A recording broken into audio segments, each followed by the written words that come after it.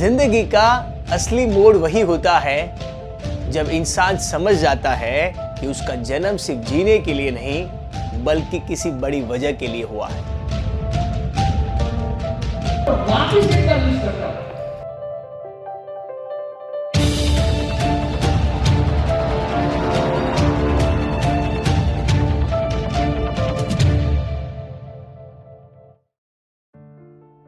यहां मैं अपनी कहानी नहीं सुना रहा हूं, मैं एक रास्ता दिखा रहा हूं, एक ऐसा रास्ता जिस पर चलने वाला हर इंसान अपने पर्पस तक पहुंच सकता है।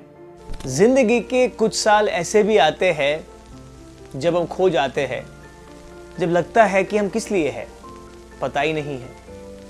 मैं भी वैसे ही था, कंफ्यूज, लॉस्ट, एम्प्टी। लेकिन शायद वो खालीपन जरूरी था, क्योंकि खालीपन ही वो जगह है जहां पर्पस जन्म लेता है।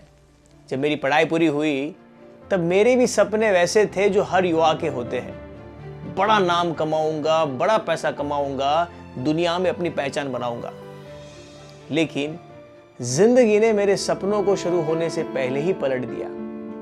अचानक पापा की डेथ हो गई और सारी जिम्मेदारी सर पे आ गई। करियर का कोई ठिकाना नहीं, इनकम का कोई भरोसा नहीं और कम उम्र में शादी भी हो गई।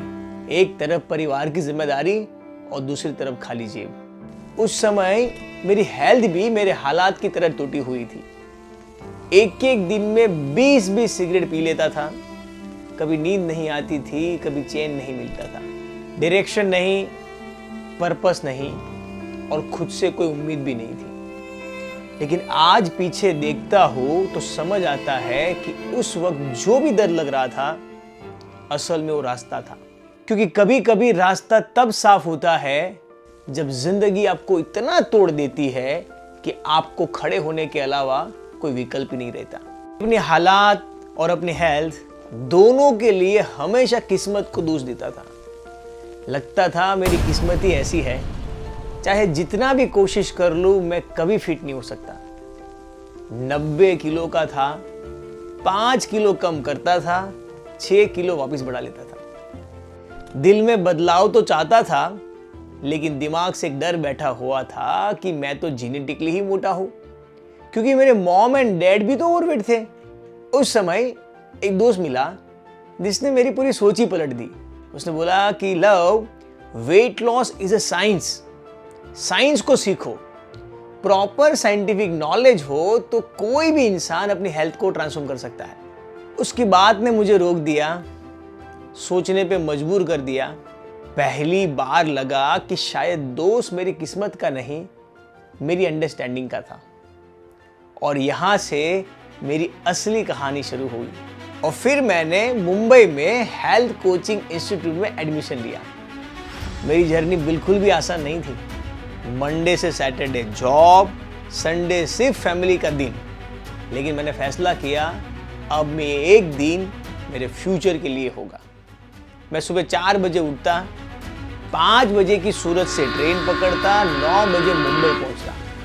4 घंटे लगते थे मुंबई पहुंचने में। पूरे दिन की क्लास और रात की आखिरी ट्रेन पकड़ के 1 बजे सूरत पहुंचता था और सुबह वापस ऑफिस। थकावट बहुत थी, लेकिन पर्पस उससे भी बड़ा। डाइट समझना मुश्किल था, घर का एनवायरनमेंट अलग था। कभी रूल टूट जाता, कभी मन टूट जाता और कभी कॉन्फिडेंस। और उस दौरान एक दिन मैंने देखा, सुबह 10 बजे से रात को 11 बजे तक मेरे प्रिंसिपल ने बिना रुके सेशन लीड किया। उन्होंने बीच में हमें ब्रेक भी दिया, लेकिन खुद ब्रेक नहीं लिया। ब्रेक के दौरान वो क्वेश्चन आंसर लेते थे। 13 घंटे लगातार खड़े खड़े session at the almost age of 50। न खाना, न आराम, न थकावट। मैं हैरान था। जैसे सेशन फिनिश हुआ, मैंने सर को पूछा, सर इतना हार्डवर्क कैसे कर लेते हो इस उम्र में? सर ने बहुत अच्छा आंसर दिया, हार्डवर्क? अगर आप वो करते हो जो आपको पसंद है और जिसमें दूसरों का भला होता है तो लव हार्डवर्क नहीं लगता, ये तो प्योर एंजॉयमेंट है। उनकी बातों में, उनकी आंखों में, उनकी प्रेजेंस में मैंने एक डीप सेंस ऑफ पर्पस महसूस किया। उनके एक्शंस, एटीट्यूड और वे ऑफ बीइंग सब कुछ पर्पस से भरा हुआ था। तभी मैंने अपने आप से कहा कि डाइट फॉलो हो या ना हो, अप्लाई कर पाऊँ कि ना कर पाऊँ, लेकिन मैं ये कोर्स ज़रूर पूरा करूँगा। और धीरे धीरे मैंने छोटे छोटे बदलाव किए और कुछ ही समय में मेरा अच्छा खासा वेट लॉस हो गया।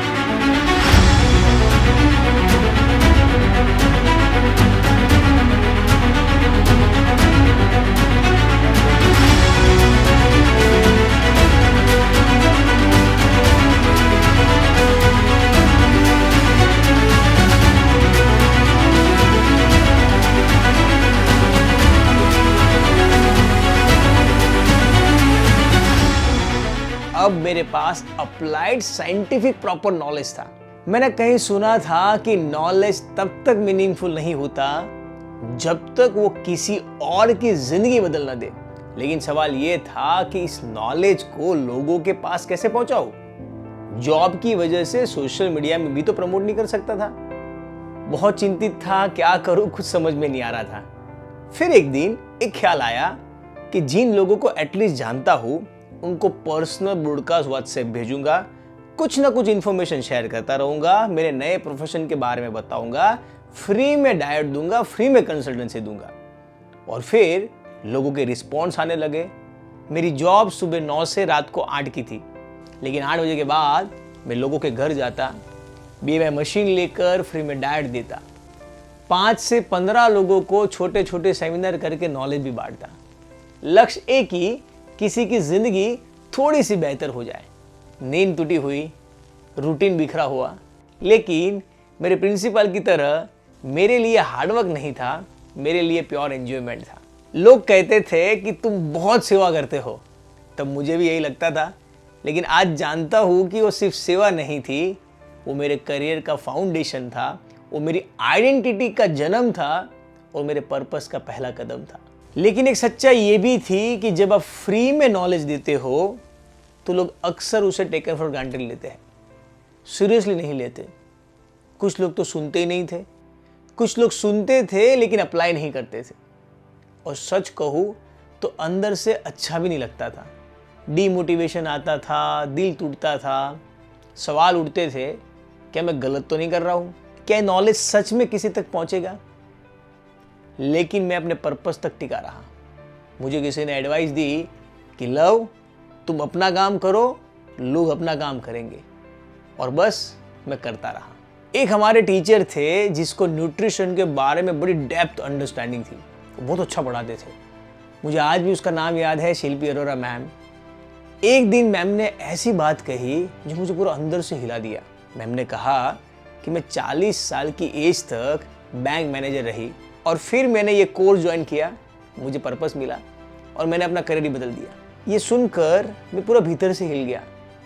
मैंने सोचा अगर वो 40 की उम्र में अपना पूरा प्रोफेशनल करियर चेंज कर सकते हैं तो मैं तो 28 का हूँ, मैं क्यों नहीं। उस दिन मेरी नज़र पहली बार हेल्थ कोचिज को एक प्रोफेशनल करियर की तरह देखने लगी। लेकिन सवाल ये भी उठते थे, क्या रास्ता सही है, क्या मेरी मेहनत सच में रंग लाएगी, क्या मेरी फाइनेंशियल स्टेबिलिटी सही दिशा में जा रही है, क्या मैं अपने परिवार को अच्छा जीवन दे पाऊंगा कि नहीं। मुझे सिर्फ अपने पैशन के बारे में भी नहीं, थोड़ा प्रैक्टिकल भी तो सोचना था। फिर मैंने डिसाइड किया कि मैं अपने नए करियर को 24 महीने दूंगा। अगर 24 महीने में मेरे घर के बेसिक एक्सपेंस तक भी मैं कवर नहीं कर पाया तो मैं वापस पुरानी जॉब में लौट जाऊंगा। और इसी दौरान मेरा एक्सीडेंट हुआ।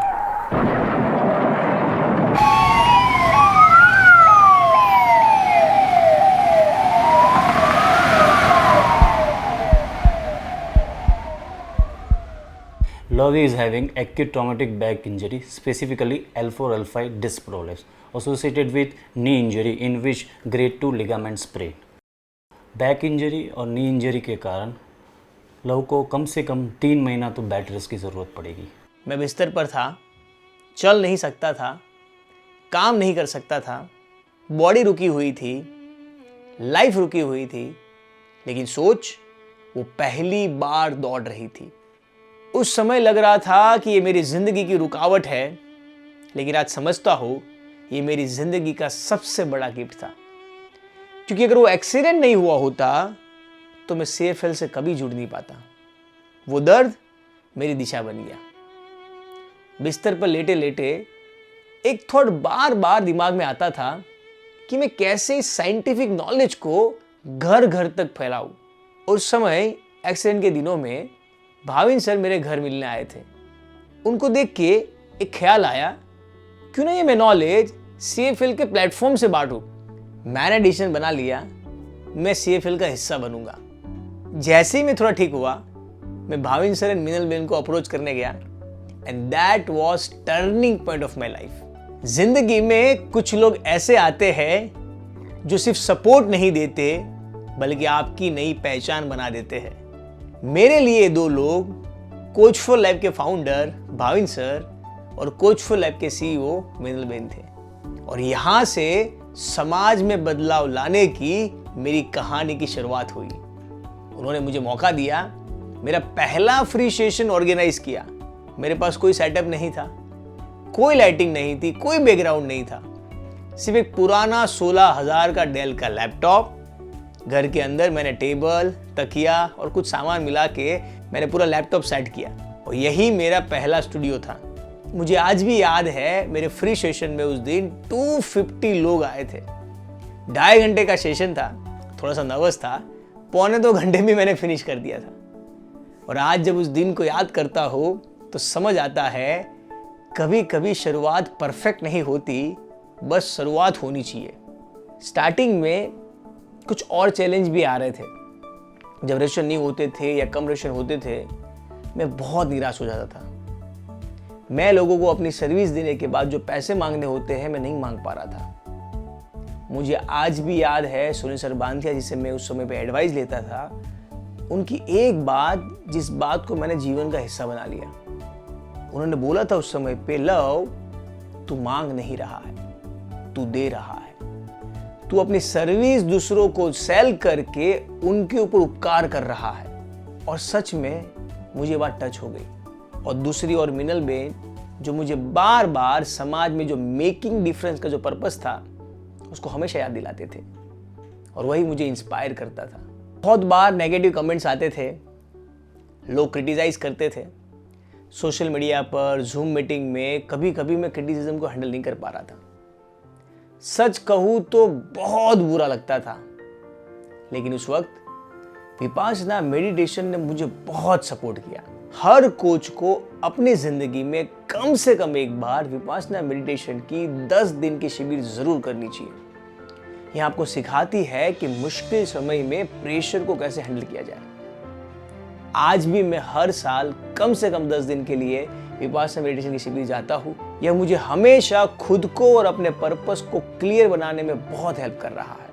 और दूसरी ओर लोगों को बहुत अद्भुत रिजल्ट मिल रहे थे। जब पहली बार किसी ने मुझे बताया, थैंक यू लव, आपने मेरी जिंदगी बदल दी, सच कहूँ तो फीलिंग बहुत अद्भुत फीलिंग थी।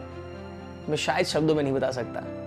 धीरे धीरे लोगों को रिजल्ट मिलने लगे, फीडबैक आने लगे और पहली बार सच में एहसास हुआ कि नॉलेज में घर घर तक पहुंचा सकता हूँ। कोई प्रोडक्ट आपने बेचा नहीं है, सिर्फ नॉलेज दिया और हमसे करवा लिया। ये मेरा 35 kg वेट लॉस हुआ है, 15 इंचेस लॉस हुए हैं। मैं बीपी की गोली लेता था सर, 2.5 साल करीबन मैंने बीपी की गोली लिया है। मैं खुद गायनेकोलॉजिस्ट हूँ। और तो भी ये जो न्यूट्रिशन का सही नॉलेज है और उसको इम्प्लीमेंट करना, ये शायद मैंने डॉक्टर ही सीख, लेकिन इसमें इतना डिटेल नहीं सीखा सर। इसलिए मैं आपको बहुत थैंक।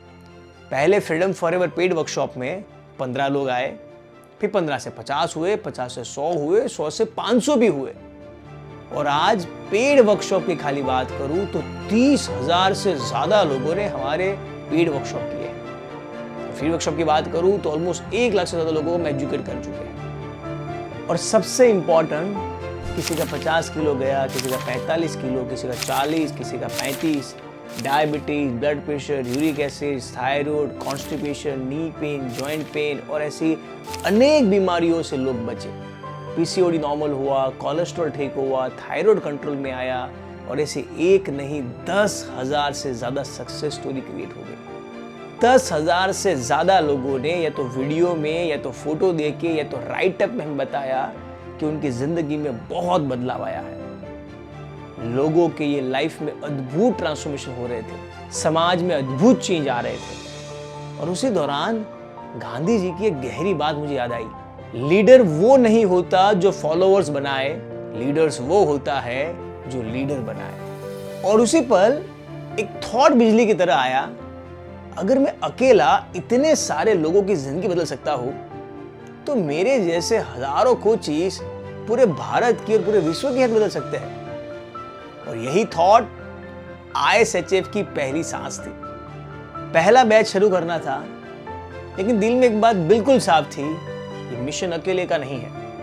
मुझे पता था मुझे ऐसे लोग चाहिए जिनकी स्किल तेज हो और जिनका इरादा नेक हो। और फिर कोच फॉर लाइफ में जुड़े नीलेश लखानी। न्यूट्रिशन का इतना गहरा नॉलेज कि कई बार लगता था कि शायद मुझसे भी ज्यादा। उनकी कहानी भी मेरे और मेरे बैंक मैनेजर टीचर की तरह थी।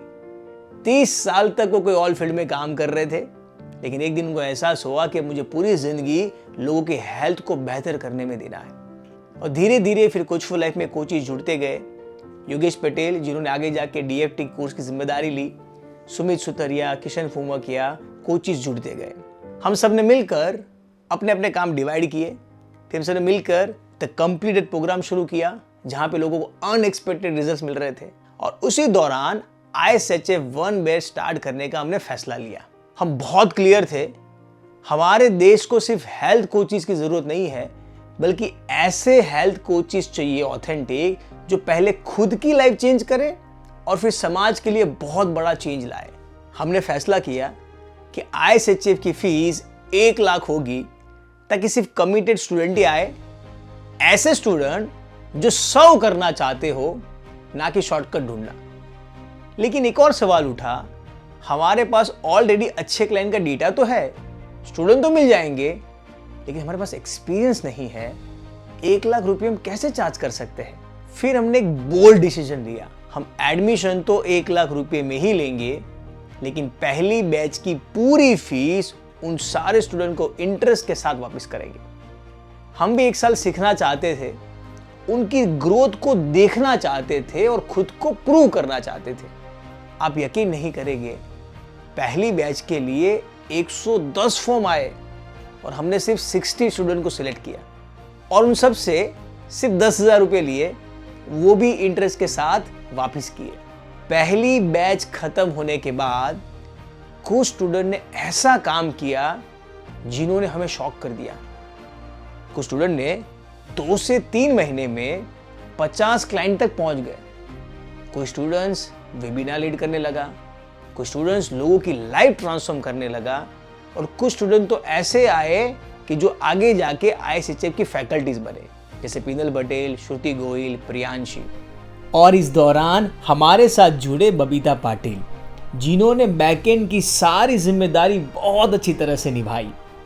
फिर एक के बाद एक अलग अलग शहरों से 11 मेंटर ISHF से जुड़े। स्टूडेंट के सपोर्ट से लेके स्टूडेंट की क्वेरी सॉल्व करने की सारी जिम्मेदारी ये मेंटर की होती है।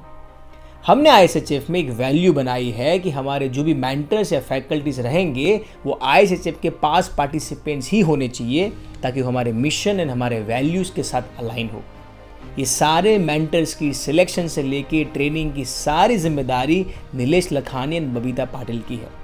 और इसी तरह से ISHF का फाउंडेशन मजबूत बनने लगा। हम सिर्फ कोच नहीं बना रहे थे, हम एक मूवमेंट बना रहे थे। अगले बैच में ग्रोथ और तेजी से हुई, फिर उसके बाद और तेज। आज हर 2 महीने में एक नया बैच शुरू हो रहा है और हर बैच से नए स्टूडेंट निकल के लोगों की हेल्थ को बदल रहे हैं। ISHF हमारे लिए कोई कोर्स नहीं, ये वो तरीका है जिससे पर्पस हमारे अंदर से हजारों लोगों तक पहुंचा। इस पूरी प्रोसेस में मेरे मेंटरों ने मुझे बहुत सपोर्ट किया है। और हाँ, मेरे फैमिली मेंबर्स भी, मेरी मम्मी, मेरी वाइफ ईशा, बच्चे, योगेश एंड योगेश का फैमिली, बहुत कुछ सेक्रीफाइस किया है उन लोगों ने, तब जाके ये सब कुछ मुमकिन हुआ है। जब एक इंसान पर्पस से चलता है तो उससे सिर्फ एक जिंदगी नहीं, पूरी पीढ़ियां बदलती है। कोई भी स्टूडेंट अगर ये 3 सिंपल रूल फॉलो करता है तो सफलता पा सकता है। पहला, focus on problem solving skill. अगर आपके पास प्रॉब्लम सॉल्विंग स्किल है और क्लाइंट के पास प्रॉब्लम्स है तो आपको क्लाइंट के पास जाना नहीं पड़ेगा, क्लाइंट्स खुद आपके पास आएंगे। वो आपको पैसा देंगे क्योंकि उसकी जिंदगी आप बदल रहे हैं। कोई भी एक क्लाइंट से शुरुआत करे, उसको बेस्ट सॉल्यूशन दे, वो 5 को लाएंगे और ऐसे ही क्लाइंट्स आएंगे। एक को बदलेंगे तो दुनिया बदलने का रास्ता खुल जाएगा। दूसरा, लर्निंग एटीट्यूड रखे। दुनिया बदल रही है, जो कल काम आया था वो आज काम नहीं आएगा। हमेशा क्यूरियस रहे, अपना ईगो साइड में रख के ओपन माइंडेड रहना बहुत ज़रूरी है। हम पहले सोचते थे कि हर 2 घंटे में खाना चाहिए, आज हम समझा रहे हैं कि दिन में 2 ही बार खाना ज़रूरी है और फास्टिंग ज़रूरी है। हमने हेल्थ कोर्सेज में बहुत ज़्यादा चेंजेस किए हैं। हम सोचते हैं कि हमें सब कुछ जान चुके हैं तो हम रुक जाएंगे, हम सच्चाई तक कभी नहीं पहुंच पाएंगे। सही साइंटिस्ट वो नहीं होता कि जो अपनी थियरी को सच प्रूव करे। सही साइंटिस्ट वो होता है जो अपनी थियरी को 1000 सवाल पूछे और चैलेंज करे ताकि नई पॉसिबिलिटीज क्रिएट करे। हमारे फैकल्टीज, हमारी टीम आज भी नया नया सीख रहे हैं ताकि हम बेच दे सके, और शायद यही हमारा सक्सेस का कारण है। तीसरा, पर्पस पे टिके रहो, चाहे कुछ भी हो जाए।